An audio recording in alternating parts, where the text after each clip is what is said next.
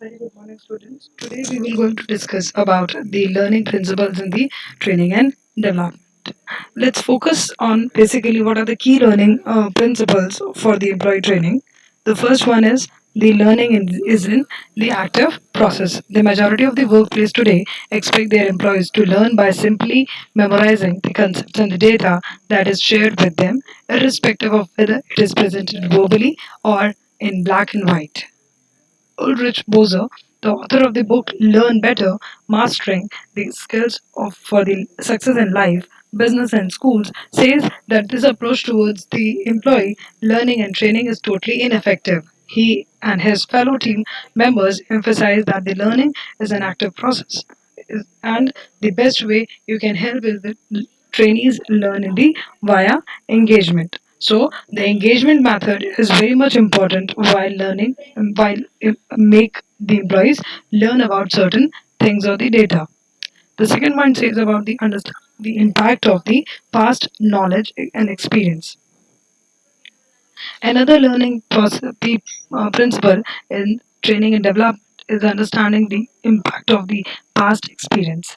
The way a person perceives anything this is shared with them largely depends upon the what they know and what they have experienced in past.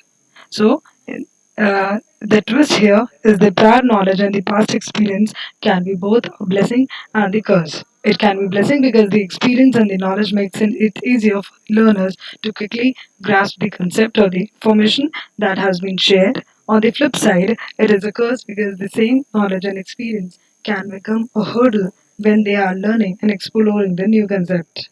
So, this is because the learners tend to reject the new concept if they differ from what they have experienced before. Now, the third point says that the learning does not mean bombarding a lot of information at once.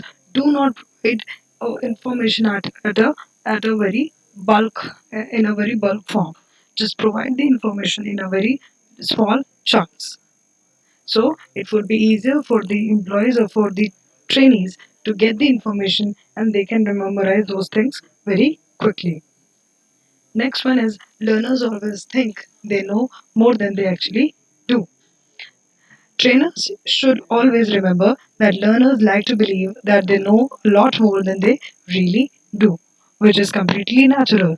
As a trainer, you will often find out a couple of people is in your advanced training sessions who lack the basic knowledge.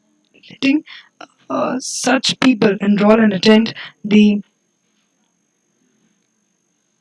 training that is suitable for them will waste your training budgets in addition to the keeping the deserving candidates deprived of the opportunities. Next one is the feedback is extremely important. When you have given all the informations, when you have given all the knowledge to the trainees, it is important for you to understand that whatever they have learned, you should know about it. That whether they have learned the information or not. If they are not, then why they are lacking and where they are lacking. The next is the retention of what has been learned. The sixth principle of learning is on the list that encourages the high learning experience is focus on importance of the activities that help the learners to remember what they have learned. At most times, what we have learned gets forgotten if it is not revised. So converted it into the experience or remembered by the association with something else. So this is very typical problem but brings a lot of frustration to both the trainers and the learners. However, to tackle this issue, the trainer can always include the activity in the training plan that helps the learners to retain the things which they have learned previously. The next one is the creating an non-toxic or relaxed learning environment.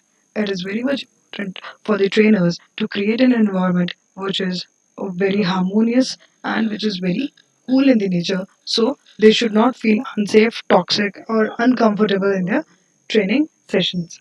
The next one is discussing the bigger picture. By the bigger picture, we means that the ultimate goal and the objective that they are seeking to achieve by the ending of the training program. So the trainers should know or should try to discuss these objectives in the very start so that they can the learn in the right direction. The next one is the focus on the practical learning.